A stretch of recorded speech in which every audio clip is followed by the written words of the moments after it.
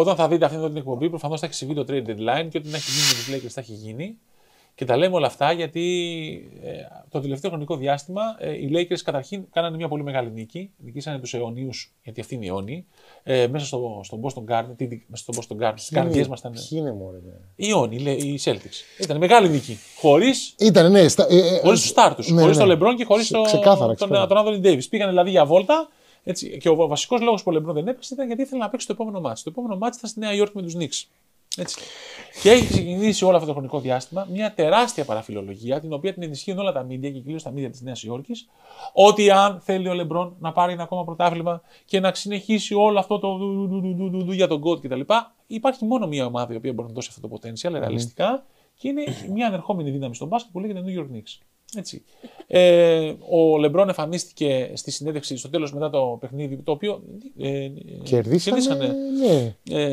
Και πολύ πιστικά. Με απέναντι σε μια από τις πιο hot ομάδες στο NBA. Με γκίαρ το οποίο παρέπε με πετσέτα Νίξ από πάνω. Και παπούτσι το οποίο ήταν πορτοκαλό και μπλε. Νομίζω ότι αυτό ήταν όταν πήγε. Όταν πήγαινε. Δηλαδή σκάει στην πασαρέλα φορώντας μπλε. Τέτοιο μπλε με πορτοκαλί. Και υπάρχει ένα. Φοράει και ένα έτσι. Δεν ξέρω τι ήταν αυτό ακριβώς. Δηλαδή, τι ήταν. Καναπές από πάνω. Που είναι γι' αυτό νίξε χρώμα. Υπάρχει ένα φλερτ από πλευράς Λεμπρόν και ένα. Μακάρι. Εγώ θέλω πολύ. Γιατί θέλεις. Θα είναι πολύ δράμα. Θα μου αρέσει πολύ αυτό. Να πούμε για όποιον δεν ξέρει ότι η Νέα Υόρκη το Summer to the Decision το 2010. Ήταν front runners ήταν το Chicago, Νέα Υόρκη και το Miami ήταν πέρα από το Cleveland για το που θα πάει ο LeBron James. Ήταν το καλοκαίρι με τους πάρα πολλούς free agents και τελικά δεν μπορούσαν να τον πείσουν. Είχαν φέρει και το Spike Lee, του είχαν κάνει ολόκληρο ντοκιμαντέρ, το οποίο κάποια στιγμή θα διαρρεύσει, φαντάζομαι. Του είχαν κάνει ένα mini movie για να μπορούσαν να τον πείσουν να πάει στη Νέα Υόρκη. Δεν πήγε στο Miami, and the rest is history. Εγώ θέλω να πω ότι οι ομάδες στις οποίες πηγαίνει ο LeBron, άσχετα αν παίρνουν πρωτάθλημα ή όχι, προς το παρόν έχει πάρει πρωτάθλημα σε όλες τις ομάδες στις οποίες έχει πάει. Έτσι, δηλαδή έχει πάρει πρωτάθλημα και στο Miami, πήρε πρωτάθλημα και με το Cleveland στη δεύτερη μεταγραφή και πήρε πρωτάθλημα και στο Los Angeles. Αστερίσκος ή όχι, δεν έχει καμία σημασία. Αφήνει πίσω του συντρίμια.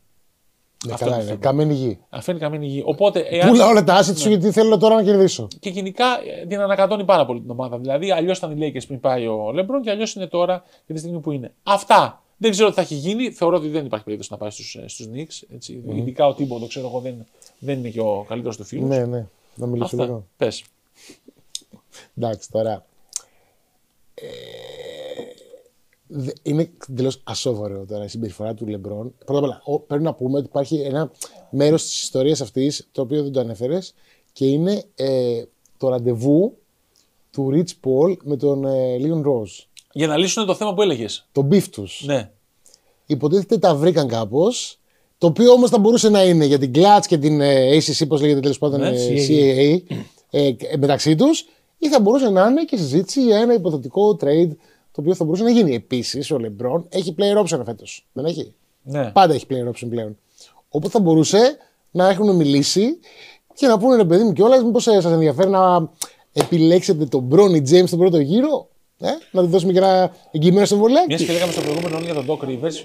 Βγήκε ο Austin Rivers, ο γιος του Rivers, και είπε ότι δεν θα συνιστούσα στον LeBron James να παίξει με τον πατέρα του, διότι δεν είναι καθόλου καλό. Ήταν πολύ οδυνηρή η δική μου εμπειρία. Τον Bronny. Ναι, στον LeBron James Jr. να παίξει με τον πατέρα του. Δηλαδή, γιατί ήταν πολύ οδυνηρή εμπειρία και έχουν βγει πάρα πολλοί δημοσιογράφοι, οι οποίοι πλέον και επίσημα τον έχουν undrafted τον LeBron James στο φετινό draft. Καλά, δηλαδή, ότι δεν υπάρχει περίπτωση. Δηλαδή, undrafted πρώτο γύρο και οριακά δεύτερο. Όχι, undrafted στο δεύτερο. Ναι, Τώρα τελευταία τον βάζουν εκεί στο 59-58. Είναι πολύ κακός. Όχι, δεν παίζει, είναι τραγικός. Και η ομάδα του είναι. Δηλαδή... Είναι τραγικοί όλοι, αλλά αυτός είναι τραγικός. Και θυμόσαστε τα Και εγώ θα του έλεγα να κάνει λίγο υπομονή. Να σας γυρίσω μερικά χρόνια πίσω. The clock is ticking, my friend. Ο LeBron James ο Jr. κάρφωσε. Ο LeBron James Jr. άφησε μουσι. Ο LeBron James Jr. θα φορέσει το 0. Τα θυμόσαστε όλα αυτά και όλο αυτό το hype και έσκαγα εγώ και έλεγα δηλαδή έλεος πια. Δηλαδή τώρα με το. Θέλω να σου πω κάτι. Όποιος τον είχε δει, δεν γίνεται να έλεγε ότι. Δηλαδή, δεν μπορώ να πιστέψω ότι κάποιος τον είχε δει να παίζει και έλεγε ότι παιδιά αυτός είναι για draft pick πρώτου γύρου. Δεν είναι για draft pick πρώτου γύρου. Και τον Lonzo Ball, τον έβλεπε στο γυμνάσιο, έλεγε ότι δεν υπάρχει περίπτωση αυτός ο οποίος να παίξει στο NBA. Και η εξέλιξη ήταν δραματική προς το καλύτερο. Ο Λαμέλο. Και ο Λαμέλο κυρίως. Δηλαδή, τον έλεγε ο Λαμέλο, δεν πήδαγε ούτε εφημερίδα. Δεν έβαζε κάτι σούτα το κέντρο. Δηλαδή, τα highlights δείχνανε. Φαίνονταν σαν να παίζει με 10χρονα. Δεν πήδαγε εφημερίδα ο Λαμέλο. Αλλά ο Bronny James δεν έχει καν highlights. Ποια είναι highlights του Bronny James. Και δεν ψήλωσε. Δεν του φτιάχνει ένα βίντεο highlights. Δεν ψήλωσε το παιδί, ρε φίλε. Αυτό είναι το πρόβλημα. Αλλά έχουμε και τον Bryce, ο οποίο είναι επόμενο. Ο Bryce, άμα περιμένουμε και τον Bryce, φίλε, θα έρθει εδώ πέρα στην Ελλάδα να πάρει γέννηση μάνα. Τέλος πάντων. Λοιπόν, πριν το παιχνίδι, λοιπόν, έχει κάνει tweet ο Λεμπρόν, σε περίπτωση που λέει που you missed it, ας πούμε, με μια κλειψίδρα. Ναι. Και καλά. Λογιστική. TikTok.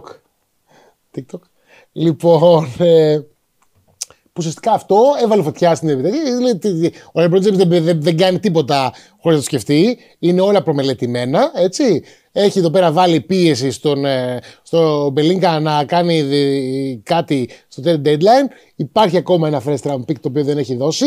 Χρειαζόμαστε ενίσχυση. Έτσι. Τώρα που ο Ντίλο παίζει καλά, θέλουμε να ανταλλαχθεί άμεσα. Τώρα. Δεν διαλάθηκαν. Χθες. Εγώ να πω κάτι για το. Και μετά γίνεται το σκηνικό με την είσοδο στο γήπεδο που λέει LeBron is in New York. Λοιπόν, ναι, και μετά γίνεται και το σκηνικό με την πετσέτα. Το οποίο συνδυάστηκε φυσικά και με την είδηση για το meeting του προέδρου των Knicks, του Leon Ross, με τον Rich Paul, του ατζέντη του. Ναι. Εγώ θα διαφωνήσω με το ότι ο LeBron James θα κάνει όλα υπολογισμένα κτλ. Νομίζω ότι βρίσκεται σε μια κατάσταση στην οποία λίγο ψάχνεται. Ψάχνεται δηλαδή ρίχνει άδεια για να πιάσει γεμάτα. Αυτό κάνει αυτή την εποχή.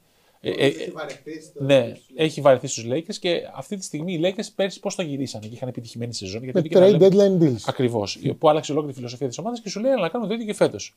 Είναι σαν να λέει αυτό. Και εδώ τίθεται το ερώτημα, ωραία, να κάνουμε το ίδιο. Είσαι μέσα στα ανταλλάγματα για να κάνουμε το ίδιο και να βελτιωθούμε σαν ομάδα. Θα βελτιωθούμε με εσένα ή χωρίς εσένα. Είναι πολύ κρίσιμα ερωτήματα. Πάντως οι Lakers αυτή τη στιγμή βρίσκονται εκεί οριακά στο play-in tournament. Δεν νομίζω να πάνε παραπάνω και θα υπάρξουν πολλά ερωτηματικά για το αν θα βγουν από το play-in tournament, έτσι όπως πάνε η δουλειά. Εντάξει, το στυλ του μπάσκετ που παίζουν μπορεί να τους φέρει στο πρώτο γύρο. Δεν τους φταίει ο Ράσελ, δεν τους βγήκαν ανταλλαγές. Τα παιδάκια τα οποία παίζανε πέρσι δεν παίζουν φέτος. Ο Χατσιμούρα, ο Βάντερμπιλ. Στη Βοστόνη όλοι παίξανε. Ένα παιχνίδι, ρε παιδιά. Ο Βάντο είναι έξω ουσιαστικά, μάλλον για τέλος για φέτος. Ναι, ο Βίνσεντ είναι έξω ακόμα. 2 με 3 μήνες, μάλλον ακούγεται. Ο Βίνσεντ δεν έχει επιστρέψει. Δεν έχει επιστρέψει. Δηλαδή τώρα αυτά τα πράγματα δεν παίζουν. Δηλαδή και όσοι την Ρίβς, εντάξει, μία το θυμάται. Ο Στρίβς με τη Βοστόνη έκανε παπάδες. Και δεν έχει να λέει κάτι. Δηλαδή. Ο Άραγκον μας ρωτάει στο TikTok, άμα ο Austin Reeves μας θυμίζει σαν gameplay, λέει, τον Steve Nash. Όχι. Σε καμία περίπτωση. Στο χρώμα. Καταρχήν ο Steve Nash είναι ο μεγαλύτερος. Ο Steve Nash, πιστεύω, και διορθώστε με αν είμαι λάθος, είναι ο μεγαλύτερος late bloomer στην ιστορία του NBA. Καλά, είναι παίκτης ο οποίος δηλαδή έκανε καριέρα τα 31-32. Στον Dallas δεν είχε καμία όχι, δηλαδή και γι' αυτό το δώσανε. Συμπαθητικός σπεκτάκος. Νομίζω ότι αυτό που έχει υποθεί και συμφωνώ είναι ότι η αλλαγή των κανονισμών συνέπεσε με το πικ του Steve Nash και το γεγονός ότι ήταν πιο ελεύθερος. Ναι. Και τον μπάσκετ που έπαιζε ο Νταντόνι τον ευνόησε. Δηλαδή νομίζω παίξαν πολλά ρόλο. Για όποιον δεν θυμάται, ο Steve Nash έγινε αλλαγή με τον Mike Finley. Ναι. Πολύ ωραίος ο Mike Finley.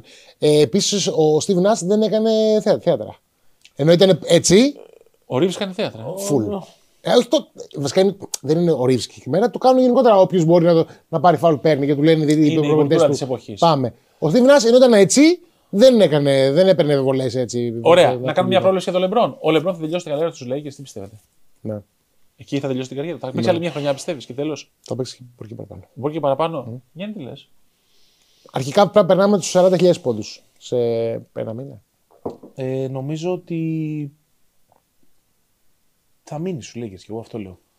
Εγώ πιστεύω ότι θα το σκεφτεί. Θα είναι πολύ δύσκολο να φύγει και να πάει κάπου, γιατί αυτή τη στιγμή οι Lakers δεν είναι μια ομάδα με την ιστορία με την οποία έχει πάρει τίτλο, στην οποία θέλει να φιλοδοξεί και να γίνει και να μείνει στο all-time starting five των Lakers μαζί με τον Kobe, μαζί με τον Shaq, μαζί με όλους αυτούς.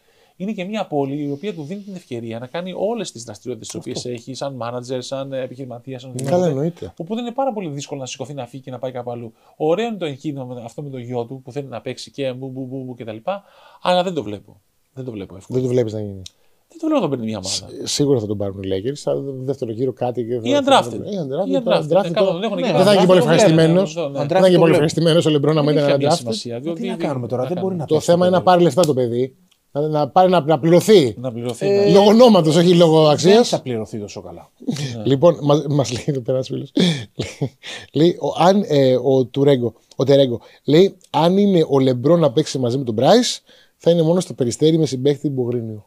Αυτό είναι. Να τα. Ωραίος. Περιστερά. Ο Μπράις, μην τα καλά, θα δούμε για τον Μπράις. Κάνει και το Περιστέρι Κέντρο Αθήνας είναι, του δίνει δυνατότητες να κάνει. Να κάνει και διαστηριότητες και διάφορα. Να κάνει και καμία ταινία εδώ πέρα να μας χορηγήσει. Ναι.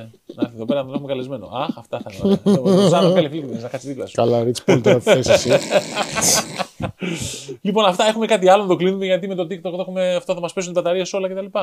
Νομίζω είμαστε κομπλέ για το TikTok. Εγώ θέλω να πω ότι το draft pick των Lakers θα μείνει εκεί που είναι. Δεν θα το δώσει ο Πελίνκα ακόμα.